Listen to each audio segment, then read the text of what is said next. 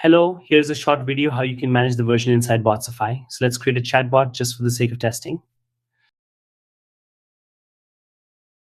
So right now we don't have any versions, so we can verify that we don't have any prompt. We have nothing.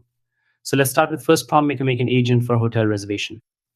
Okay, so this is our first prompt, and what will happen here is that this builder will create a new agent based on this instruction. Okay, so here's the agent that has been created. And you can see other files populated as well. Now I want to change this to I need agent for dental clinic. So this is my second update to my agent.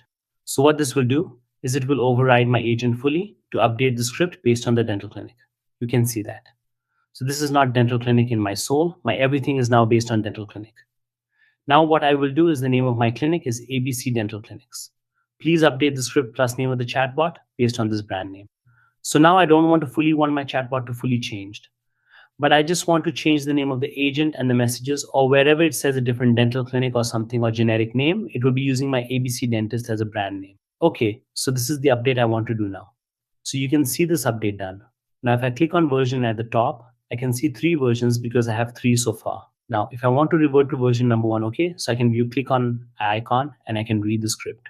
So this is the hotel reservation 1, and I can see all the files. Okay. So this is version number 1. I can see the time and I can revert to it.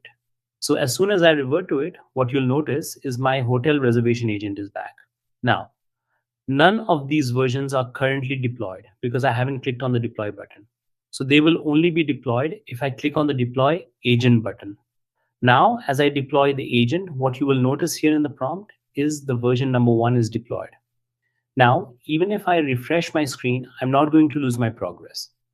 And you can see the version number 1 was deployed. Now, let's say by any chance I say, okay, actually, I like the version number 3. So I can revert to it. That will change my currently working version. So this is now again ABC Dentist, but it will not affect my deployed version.